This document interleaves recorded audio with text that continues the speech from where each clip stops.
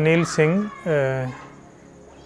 महानिदेशक मल्टीविजन फाउंडेशन, जो कि एक राष्ट्रीय स्तर पर कार्य करने वाली संस्था है, जिसमें हम पर्यावरण, शिक्षा और कल्चर के संरक्षण, संवर्धन और विकास के लिए कार्य करते हैं। संस्था पिछले 32 सालों से लगातार समाज के विभिन्न क्षेत्रों पर अपना योगदान दे रही है और इस समय वर्तमान में हम जो है कुल्लू, जो एक ज़िला है हिमाचल प्रदेश का, बहुत समृद्ध और संस्कृति से भरपूर है। कुल्लू की एक अपनी पहचान है। हमारी संस्था कुल्लू के अलेव गांव में स्थित है और कुल्लू में हम आज वर्तमान में इस समय, इस वर्ष जो है, पहाड़ी जो नक्काशी है, पुरानी लकड़ी पे जो कलाकृतियां हैं, उसके संवर्धन और विकास के लिए कार्य कर रहे हैं। उसके लिए हमें भारत सरकार संस्कृति मंत्रालय से एक परियोजना का स्वीकृति मिली है। हिमाचल का अर्थ है हिम यानी बर्फ और आंचल यानी बर्फ की चादर। हिमाचल पूर्ण रूप से पहाड़ी राज्य में शुमार है। ऊंचाई में अत्यधिक भिन्नता के कारण हिमाचल के जलवायु के साथ साथ यहाँ के जनमानस के रहन सहन में भी भिन्नता है। 65% भूमि क्षेत्र हिमाचल में जंगलों से ढका हुआ है। इन जंगलों के अस्तित्व के कारण निर्माण की सबसे प्रमुख सामग्री लकड़ी व यहाँ के खदानों से निकले पत्थर और स्लेट के रूप में है। विश्व भर में अनेकों शिल्प कलाएं हैं, पर सभी इतिहासकारों, शोधकर्ताओं के अनुसार काष्ठ शिल्प को सबसे प्राचीन आविष्कार माना है। कुल्लू की काष्ठ कला मुख्यतः मंदिरों की बात करें तो पैगोडा शैली में ली जाती है। पेंटेड रूफ स्टाइल के भी यहाँ काफ़ी मंदिर हैं। अगर इसके इतिहास की बात करें तो कुल्लू की काष्ठ कला काफ़ी पीछे तक जाती है। जैसे सबसे पुराने मंदिरों में से एक हमारे पास मनाली में माता ढूंगरी का मंदिर है, जो 1550 ईस्वी के आसपास बनाया गया है। और उसके बाद हमारा त्रियुगी नारायण का मंदिर है दयार में, साथ ही खोखन में मंदिर है आदि ब्रह्मा का। और उसके अलावा बहुत से ऐसे छोटे छोटे मंदिर हैं जो काष्ठ कला को बहुत अच्छी तरह रिप्रेजेंट करते हैं। जैसे सबसे अच्छे मंदिरों में से एक जो है काष्ठ कला के परिप्रेक्ष्य में, वो है कमांद का पराशर ऋषि मंदिर। कमांद के मंदिर में जो काष्ठ कला है वो अपने आप में बहुत ही बेहतरीन काष्ठ कला का नमूना है, क्योंकि उसमें जिस प्रकार से उसमें काष्ठ कला को उकेरा गया है, वो एक अलग फॉर्म को भी प्रेजेंट करती है कहीं पर जाकर। बाकी मंदिरों में जैसे जैसे बदलाव हुए हैं तो कुछ नई चीज़ें भी जुड़ी हैं, परंतु कमांद के मंदिर में काष्ठ कला में अभी तक वही, जब से वो बना है तब से लेकर अभी तक वैसे ही उस कला का नमूना विद्यमान है। काष्ठ कला को हम पौराणिक व परंपरागत शिल्प कला में रख सकते हैं, जो आज के युग में भी उतनी ही उपयोगी और सार्थक है। आज भी हिमाचल के कई क्षेत्रों में बर्तन व अन्य उपयोगी वस्तुएं आपको मिल सकती हैं, जो कि लकड़ी यानी काष्ठ से बनी है। उन्हें जिस प्रकार हस्तशिल्प द्वारा तराशा गया, वह हस्तशिल्प का एक उत्कृष्ट नमूना है। इसी हस्तशिल्प से हम मान सकते हैं कि पहाड़ी प्रदेश में काष्ठ शिल्प का आरंभ कैसे हुआ होगा। घरों में अन्न भंडार के लिए बनाई पेटियां, द्रोटी, कोठड़ियां काष्ठ कला की सुंदर वस्तुएं हैं।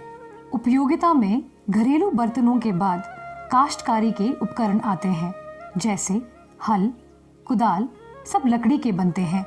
लकड़ी की बनी चारपाई, हथकरघा, कंघी सब काष्ठ कला के ही उदाहरण हैं। 20वीं सदी की शुरुआत में हिमाचल के भवन निर्माण में काष्ठ कला का अपना ही रंग था। मैदानों में वास्तुशिल्प में ईंट, चूना, बजरी, रेत, सीमेंट और पत्थर की बात होती है, परंतु पहाड़ों में ये सभी वस्तुएं आसानी से उपलब्ध ना होने के कारण यहाँ पत्थर व मिट्टी के साथ साथ लकड़ी का सबसे ज्यादा उपयोग होता था। घर बनाने के लिए दरवाजे, खिड़कियां, चौखट का काम काष्ठ का ही स्वरूप है। पहाड़ी घरों की निर्माण शैली में मुख्य है काटकुनी, धज्जी दीवार, भीत वाले मकान व पगोड़ा शैली। देश के हर भूभाग में वहां के समाज एवं समुदाय का अपना एक अलग इतिहास और संस्कृति है, जिसका निर्माण वहां की शासन व्यवस्था, संस्कृति और निवासियों के सामूहिक आचार व्यवहार और मान्य परंपराओं से प्रभावित होता है। ये सर्दियों में गर्म रहता है, गर्मियों में ठंडा रहता है, इसलिए बनाते हैं ये पुराना मकान। हिमाचल के हर जनपद और क्षेत्र का अपना एक समृद्ध इतिहास व विशेष संस्कृति है। ऐसी ही विशेष संस्कृति के उदाहरण ब्यास नदी के तट पर बसे दो नगर कुल्लू और मनाली हैं, जो कि उत्तर भारत का एक प्रसिद्ध पर्यटक स्थल है। रामायण, महाभारत आदि जैसे कई पौराणिक ग्रंथ कुल्लू घाटी के संदर्भ में इस घाटी की पौराणिकता का ब्यौरा देते हैं और इसकी झलक यहाँ की काष्ठ कला और निर्मित मंदिरों में बखूबी देखने को मिलती है।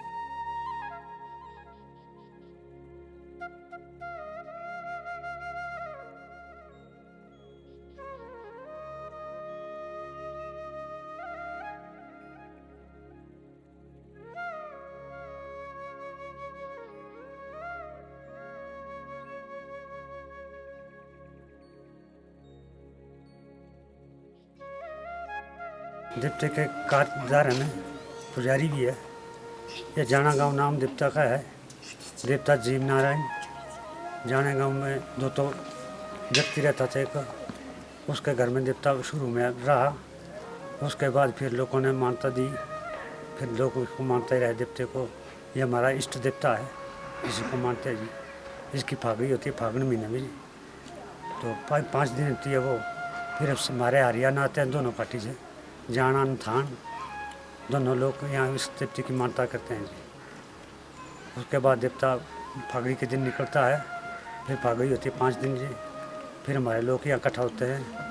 5 दिन के बाद फिर देवता में डाला जाता है यहाँ जी। हिमाचल में काष्ठ कला की सर्वोत्कृष्ट परंपरा लकड़ी पर कुरेदी गई चित्रकारी है और वह इतनी सुंदर और गहरी नक्काशी हुई है कि कई वर्ष बीत जाने पर भी उसी रूप में सुरक्षित और सुसज्जित है। हिमाचल के मंदिरों की काष्ठ कला व लकड़ी की नक्काशी ने संसार भर के विद्वानों व शोधकर्ताओं को अपनी ओर आकर्षित और प्रभावित किया है।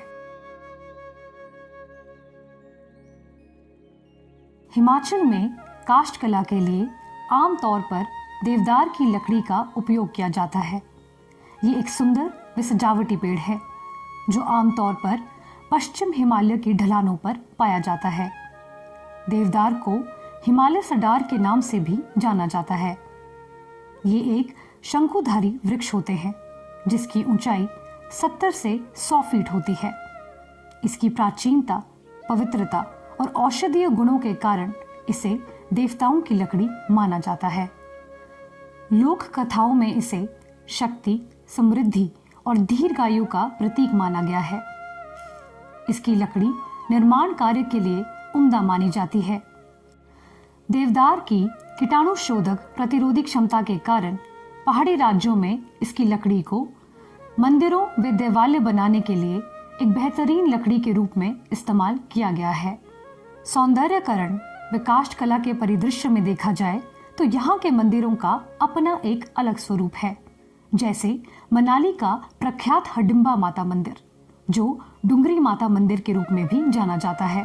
पगोड़ा शैली में निर्मित इस मंदिर की ऊंचाई लगभग 80 फीट है तथा ये 3 ओर से 12 फीट ऊंचाई वाले संकरे बरामदे से घिरा हुआ है। इसकी ढलवा काष्ठ निर्मित छत 4 भागों में विभक्त है, जिसका ऊपरी भाग गोलाकार है जो कांस्य कलश एवं त्रिशूल से सुसज्जित है। चतुष्पदीय प्रवेश द्वार विभिन्न देवी देवताओं तथा बेल बूटों, पशु जैसे हाथी, मकर इत्यादि के अंकन से सुसज्जित है।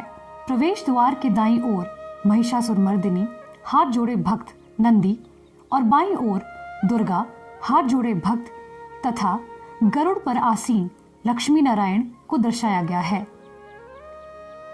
ललाट बिंब पर गणेश तथा उसके ऊपर नवग्रहों का अंकन है।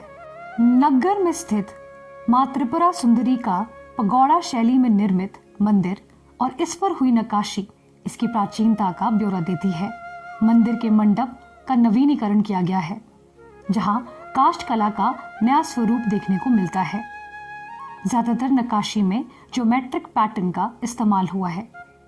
इस मंदिर में मंडलों की नक्काशी अपनी ओर ध्यान खींचती है। मंडल आर्ट एक प्रकार का आर्ट है जिसमें बारीक पैटर्न को सिमेट्री में बनाया जाता है। पैटर्न अंत में विशाल गोलाकार का हिस्सा बनता है। मंडल आर्ट ब्रह्मांड को दर्शाता है, जहां लाखों अलग अलग पैटर्न्स अंततः गोले में समा जाते हैं। इस तरह के मंडल पारंपरिक नक्काशी का मुख्य हिस्सा हुआ करते थे। परंपरागत लकड़ी की नक्काशी लोक संगीत, लोक कथाओं, लोक गीतों व समाज और संस्कृति को दर्शाते हैं। इसी तरह की कारीगरी वाला मंदिर कुल्लू के बॉर्डर पर छतरी में मगरू महाराज का मंदिर है। यहाँ की प्रसिद्ध लोक कथा से मेल खाते दृश्य और आकृतियां यहाँ बनाई गई हैं। शोध में हमें पता चला कि पूरा का पूरा मंदिर देवदार के एक ही वृक्ष से बनाया गया है।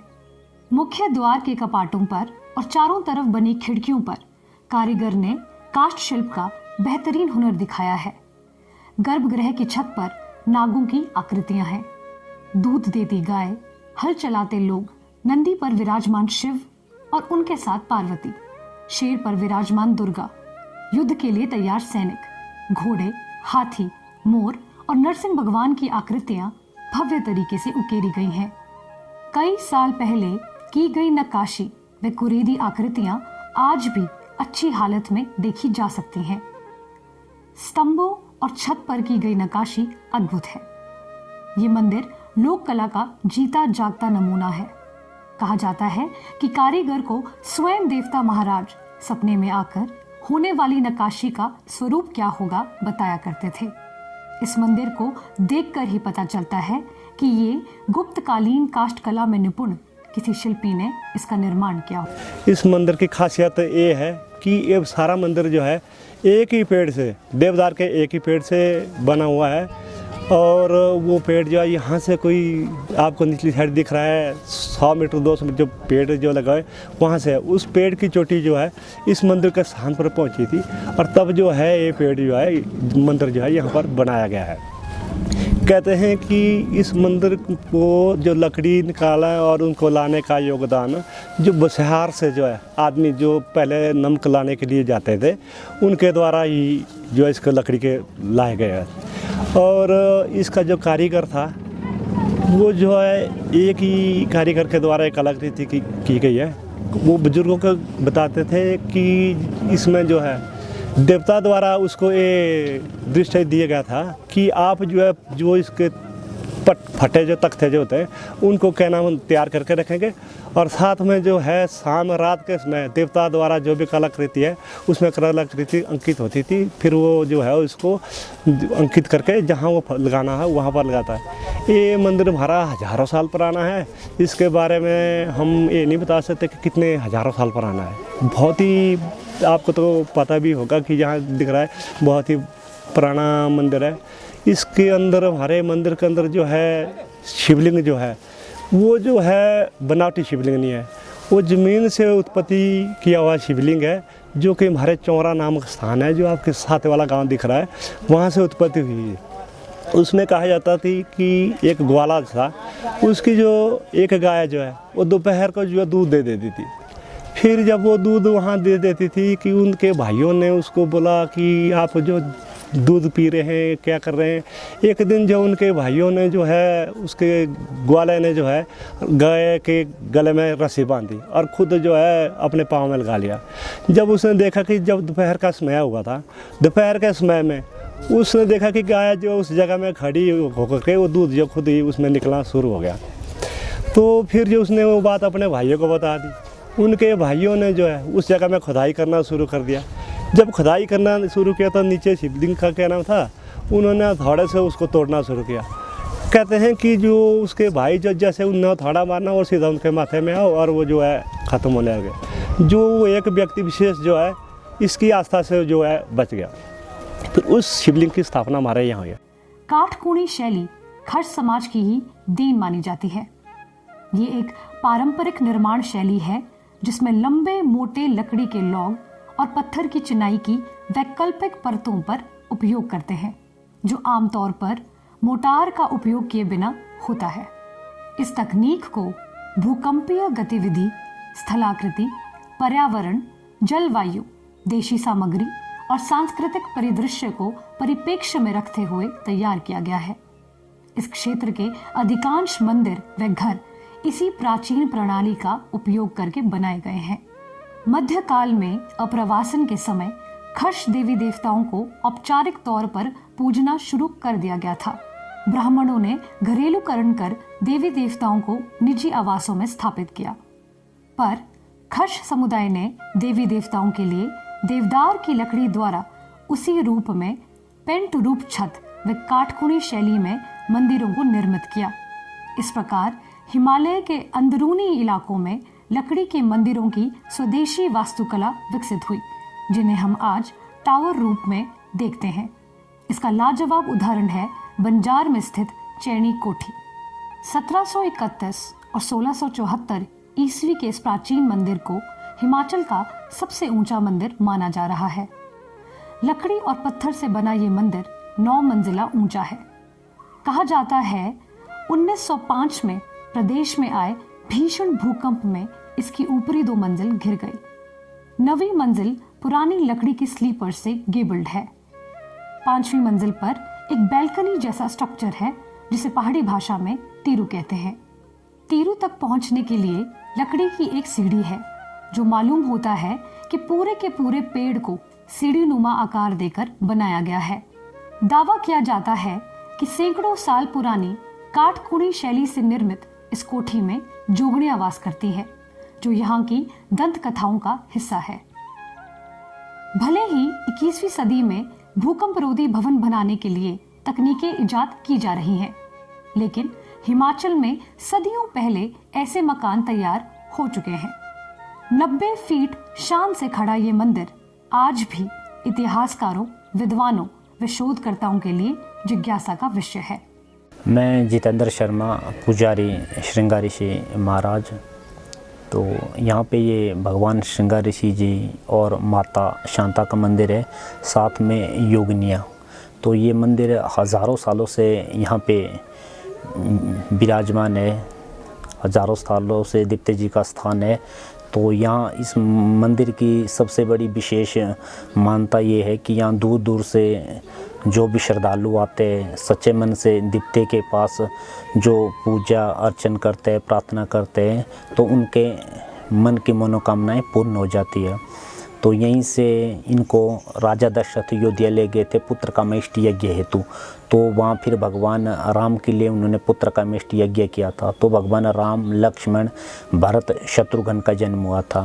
तो फिर वहाँ से कुछ राजा दशरथ ने अयोध्या से कुछ लोगों को ऋषि जी को छोड़ने ऋषि जी के स्थान पे भेजा था। आज भी यहाँ से 10 किलोमीटर की दूरी पे एक इनका अन्य स्थल है। तो वहाँ पे देवता जी शिवलिंग रूप में विराजमान रहते हैं, जिसको स्किरण नामक स्थल कहते हैं। तो वहाँ पर हम प्रतिवर्ष ज्येष्ठ मास में मई महीने में संक्रांति से एक दिन पूर्व जाएंगे, तो कीर्तन भजन पूरी शाम करेंगे। तो देवते जी का धन्यवाद करने जाएंगे, जिसका जो भी कार्य सफल हुआ उसके लिए वहाँ जाएंगे। तो उसके बाद 14 मई को समीप ये जो देवते जी के अन्य स्थान है चैनी नामक स्थल पे आएंगे। तो वहाँ से 15 मई से 20 मई बंजार में जाएंगे।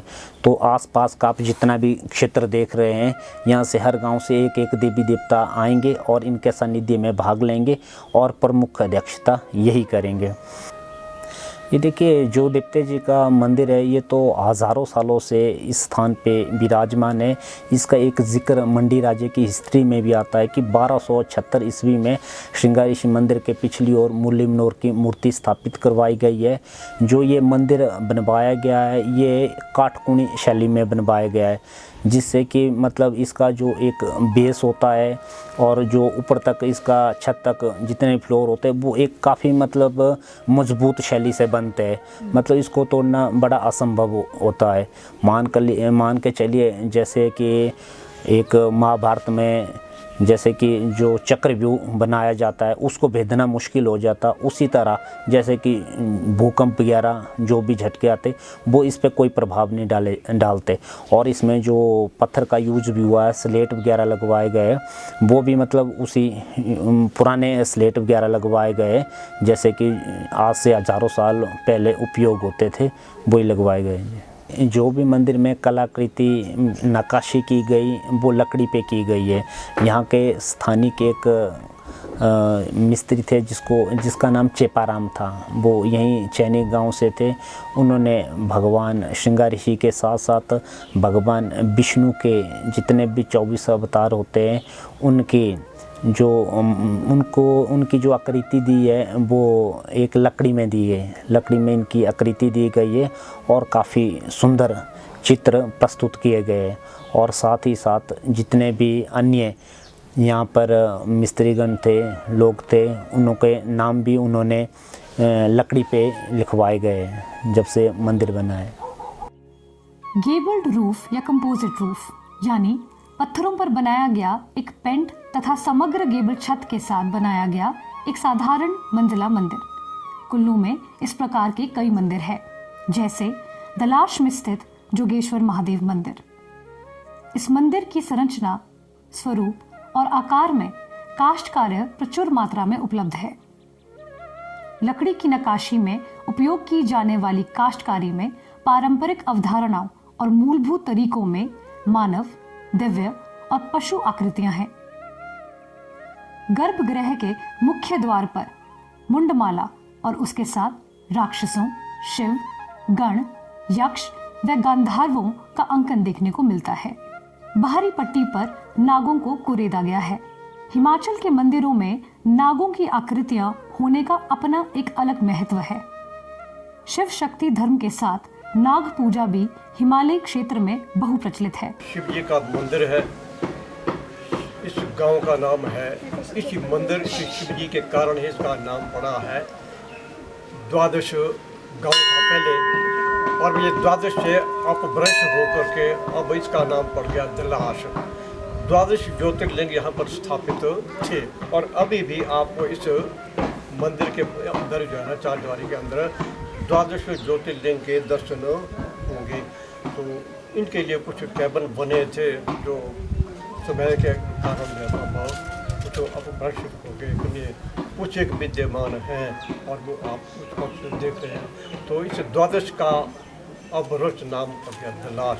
तो यहाँ पर नित्य प्रति जो है वो भगवान भोले शंकर की जो है वो उपासना होती है। तो इस हिसाब से तो ये लगता है, हो सकता है जो हज़ारों साल पुराना तो हो गई हो जाए, मैंने समझता कि देखा नहीं, क्योंकि लकड़ियाँ जो है वो आज तक जो है वो हो गई थी पुरानी, काफ़ी कम है। और इसके ऊपर से थोड़ा सा रंग रोगन कर दे तो उससे जाना कि इसकी सुरक्षा जो है वो विद्यमान है। तो अब इसके बीच में निश्चित रूप से कुछ कहा नहीं जा सकता कि कितना पुराना है, पर अवश्य में भी जाना 2000 साल पहले का बना होगा। लकड़ी की आयु अधिक नहीं होती, बहुत से कारणों से नष्ट हो जाती है, इसीलिए मंदिर का जीर्णोद्धार होना स्वाभाविक है। इस तरह का एक मंदिर है शमशर गांव में स्थित शमशरी महादेव।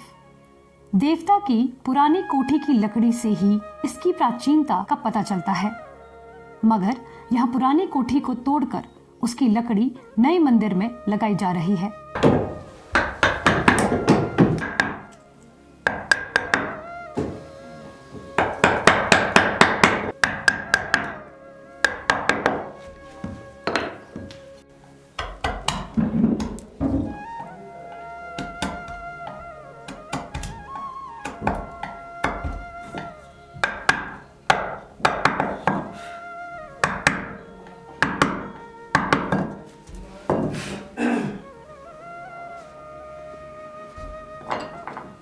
नए मंदिर की नक्काशी में लकड़ी की छोटी छोटी पट्टियां बनाकर चिपकाई गई हैं, जबकि फोक कार्विंग में देखें तो पूरे के पूरे स्लीपर पर नक्काशी की जाती थी।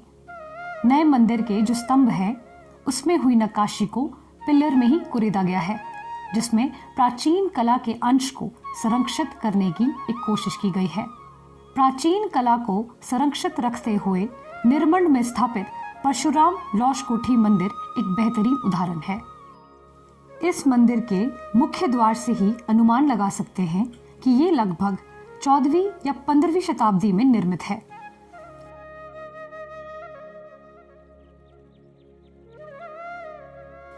मंदिर की बाहरी दीवारों पर लकड़ी की नक्काशी है, जिसमें आदमियों, जानवरों, नाग, गणपति, विष्णु, देवराज इंद्र, इंद्राणी की बारीक आकृतियां हैं।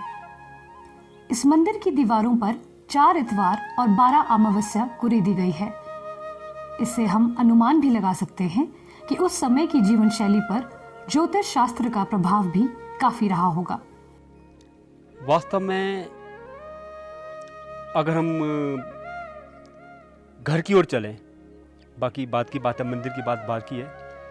पहले जो उसमें उस कालखंड में धातु नहीं होती थी, तो घरों में लकड़ी के ही बर्तन होते थे। जैसे एक डुगरी बोलते हैं हमारी, वो गाय का दूध दूहने के लिए, एक उसको रोटी खाने के लिए लकड़ी के होते हैं, उसको कोशे बोलते हैं। और लकड़ी के दूसरे अन्न भंडारण के लिए लकड़ी के होते थे, जैसे चट्टे, भट्टे, किल्टे, घास के लिए, अनाज को उठाने के लिए वो चटलू होते थे। पहले सारे काष्ठ का ही सारा कृषि औजार, घर के अंदर कम अधिकतम जो सामान होता था उपयोग का, वो काष्ठ के ही होते थे। और घरों में जो हमारे घरों में मंदिर में हमारे जो घर का मंदिर होता है पीढ़ू, उससे भी हमारे काष्ठ की वो कलाकृति युक्त विधि माता की पटड़ी बोलते हैं हम, वो काफ़ी उसमें काष्ठ कला उकेरित होती है। ब्रह्मा जी का उसमें सारा सृष्टि का उसमें उकेरित किया गया है। विधि माता की पटड़ी बड़े प्राचीन काल से, अब मेरे घर में मेरी दादी परदादी के समय की पड़ी है लकड़ी की, वो हर घर में मिलेगी आपको। अगर किसी के पास अब नहीं है, परिवार बढ़ गए, तो लोग उसको और उसी की नकल करके वैसे की वैसे विधि माता की पटड़ी बना रहे हैं। और ये हरितालिका होती है, हरितालिका हमारे हर घर में मिलेगी, वो भी काष्ठ की होती है। और जो हमारे जो हमारे ये काष्ठ कलाकार हैं, हमारे यहाँ क्षेत्र के पुराने लोग, तो उन्होंने ये घर से ही प्रारंभ हुई है काष्ठ कला। और हमारे घरों में पुराने घर देखेंगे, उसमें आप जो कलाकृति है काष्ठ पर, वो बहुत ही उसके उत्कृष्ट नमूने आज भी पुराने घरों में देखने को मिलेंगे। उसके पश्चात खैर मंदिर की बात है। देखिए घर प्रारंभ हुए तो मंदिर उसके साथ साथ चले, तो मंदिर में भी वो जो परंपरा है काष्ठ की, तो वो जैसे मुख्य द्वार है और कई अंदर भित्ति चित्र हैं, उसमें जितने भी हमारे जो जीवन शैली है हमारी, उसके आधारित भी कुछ इसमें काष्ठ कलाएँ उसमें उकेरित की गई हैं। देवी देवताओं के चित्र बड़े अच्छी नक्काशी इसमें की गई है, उकेरित की गई है। जैसे आपके जितने भी देवी देवता है, विशेष करके हमारे इस क्षेत्र में नाग, गणपति, शिव, विष्णु, देवराज इंद्र, इंद्राणी, इस प्रकार के चित्र। बाकी में यहाँ कोठी में अभी बैठे हैं, इसमें काष्ठ कला के वो मुखौटे अभी आज यहाँ हैं रखे हैं। कोई जानवरों के हैं, कोई आदमी के हैं, कोई पक्षियों के हैं, काष्ठ के मुखौटे। वो मुखौटे पहन करके हमारे यहाँ बैसाख मास में 9-10 बैसाख को निरशु मेला होता है, उसमें वो स्वांग हम कहते हैं, जैसे करियाला कहते हैं ठेव के क्षेत्र में, हमारे स्वांग बोलते हैं। उसमें हंसी मजाक का बड़ा अच्छा एक स्वस्थ मनोरंजन होता है। काष्ठ में उसमें सारा काष्ठ का ही उसमें प्रयोग होता है, आज भी होता है। और मंदिरों में तो आप जाइए, दक्षिण महादेव में जाइए आप, हमारे खद्रेशिणी देवता, वहाँ जो भेकड़ जानते हैं आप, भेकड़ जो होती थी, उस भेकड़ के दरवाजे बने हैं। आप जरा अंदाज़ा लगा सकते हैं, भेकड़ के इसमें काष्ठ पर कलाकृति करना कितना मुश्किल काम है, कैसे कलाकार थे वो लोग। तो दक्षिण महादेव के मंदिर में आप जाइए, वहाँ आज भी वो कलाकृति पूरे से देवी देवता जितने भी हमारे सब से उकेरित है। हथियारों से सजाए द्वारपाल मंदिरों के प्रवेश द्वार पर सजाए जाते हैं। युद्ध के दृश्यों का चित्रण बुराई पर अच्छाई की जीत का प्रतीक है। इसके अलावा इन प्रतीकों के लिए वास्तुकार ने अपने काष्ठ कलाओं में कल्पनाशील प्रतीकों का इस्तेमाल भी किया है, जो आज के नए जमाने के काष्ठ कार्य में देखने को नहीं मिलता। आजकल मंदिरों को जो नया स्वरूप दिया जा रहा है उसमें अब वह पौराणिकता नहीं रही। मंदिरों में अब नए और युवा काश्तकारों द्वारा नए रूप की काश्तकला यानी नए औजार, नए डिज़ाइन, नई आकृतियाँ, सीधा कहें तो कैलेंडर से फ़ोटो देखकर और इंटरनेट से डिज़ाइन देखकर मंदिरों के शहतीरों, दरवाज़ों व पल्लवों और चौखटों में काश्तकला व नक्काशी की जा रही है। पुराने मंदिरों में हिंदू देवता हो, लोक देवता हो, आकृतियाँ देखकर ही अनुमान लगा लिया जाता है कि ये मंदिर पौराणिक व प्राचीन है। परंतु वर्तमान में जो काश्तकार्य देखने को मिल रहा है वह सभी कॉपी पेस्ट लगता है। उसमें सृजनात्मकता नहीं झलकती। कहीं बेल बूटों और फूलों के पैटर्न देखने को मिल जाते हैं पर पुरानी शैली में नहीं। शिमला के शोधकर्ता अजय शर्मा ने इस तरह की कलाकारी को कैलेंडर आर्ट का नाम दिया है। क्षेत्र की वुड कार्विंग के बारे में जब हम बात करते हैं तो वर्तमान समय में हमें जो देखने को मिला है, अब वो शैली जो हमारी अपनी यहाँ की अपनी थी, जिसे हम लोक शैली बोलते हैं या फोक वुड कार्विंग के नाम से कहते हैं, वो अब नहीं रही। ज़्यादातर मंदिरों का जीर्णोद्धार हो गया और उन्हें उस तरीके से संरक्षित नहीं रखा गया। वुड कार्विंग के मामले में जब हम कहते हैं, लकड़ी एक ऐसा मटेरियल है जो कभी ना कभी सड़ेगा, गलेगा, धूप, बारिश, पानी, बर्फ़ से कभी ना कभी नष्ट हो ही जाता है। परंतु जो यहाँ के लोगों ने अपने मंदिरों को दोबारा रेनोवेट करने के बाद उसमें वो वुड कार्विंग नहीं दर्शाई, वो नक्काशी नहीं दिखाई जो कि उनकी अपनी थी। अब क्या है, अब वो किसी कैलेंडर की फ़ोटो को इमिटेट कर रहे हैं, उसकी नकल कर रहे हैं, उसको इंटरनेट से डाउनलोड करके उसमें जैसे शिव दिखाए हैं, जैसे विष्णु या राम या ब्रह्मा या कोई भी देवी देवता उसमें दिखाए जाते हैं, उसी को ही छाप कर ये उसी की नकल करके अब वो मंदिरों में दिखाते हैं। मेरा ये मानना है, हमने बहुत सारे मंदिरों को घूमा, जैसे जाना विलेज में जो मंदिर था उसको नए तरीके से बना दिया, शमशर ऋषि को बना दिया है। पर इसके विपरीत जब हम दूसरे मंदिरों को भी देखते हैं, जैसे हमने परशुराम कोठी निर्मल देखी, उसमें अभी भी पुरानी वुड कार्विंग है। मगरू महादेव जो कुल्लू और मंडी के बॉर्डर पर एक मंदिर आता है, और हिडिंबा में अभी कुछ पुराने फोक वुड कार्विंग अभी संरक्षित है, तो उसे संभालना बहुत ज़रूरी है, जो कि हमारी अपनी है। जीर्णोद्धार के उपरांत काष्ठ कार्य में एक नई क्रांति देखने को मिल रही है, जिसमें पुरातन काष्ठ कला के बजाय एक नई चमक है, सफाई है, भव्यता है। परंतु काष्ठ कला में अब लोक शैली नहीं रही। अब समय के साथ साथ इसका स्वरूप ही बदल गया है।